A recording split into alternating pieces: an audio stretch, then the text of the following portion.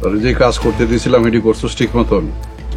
জি কাকা, সব রেডি করছি, এখন শুধু আপনার হুকুমের অপেক্ষা। লোকজন সব কই? আপনার নতুন বাড়িতে।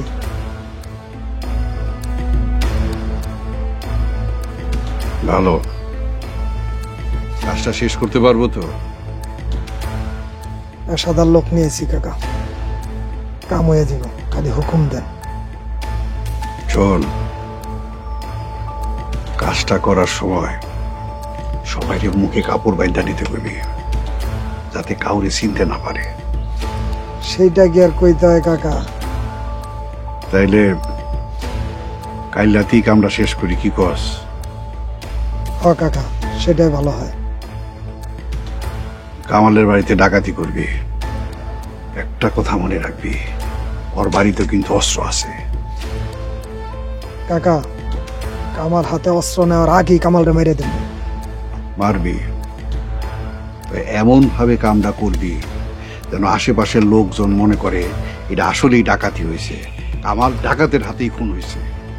কাকা, সেইটা নিয়ে আমরা পাইবেন না, কামাল আমার নিজের হাতেই মরব। ভালো, তাহলে যা, কাল রাতের জন্য কাজে লেগে পড়।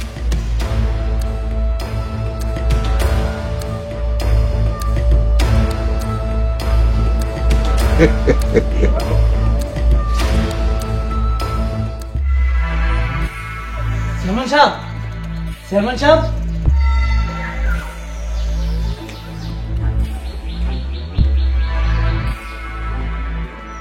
এটা দারুণ খবর লয়ে আছি। কি খবর? হালিম আছে না, হালিম তো আগামীকাল রাতে কামালের বাড়িতে হামলা করবো।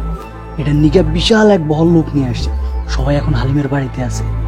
বাহ, খেলা পুরা সইমা উঠছে। এমন একটা সুযোগের অপেক্ষাই তো আছিলাম। এখন আমরা কি করব? এখন কিছুই করণ লাগবো না। কামাল যখন খুন হইব তখন আমাকে খেলা জমা উঠব। তুই এক কাম কর, চোখ কান খোলা রাখ, আর শোন, থানায় গিয়ে একটা চিঠি কইরায় যে আমাকে এলাকায় অপরিচিত নতুন লোক দেখা গেছে। কেন এটা করতে হবে কেন? এটাই তো বুঝবি না। আমি এই গ্রামের চেয়ারম্যান।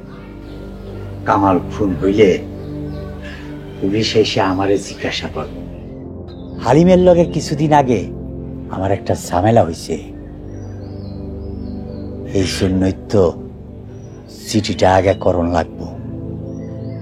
কামাল মার্ডার কেসে আমি পুরাই ক্লিন। বাহ, চেয়ারম্যান সাহেব তো অনেক দূর চিন্তা করে রাখছেন।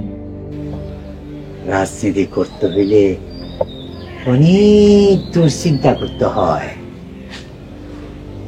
নান্টু, চেয়ারম্যান সাহেব, যা আরো গিয়া খোঁজ খবর নি।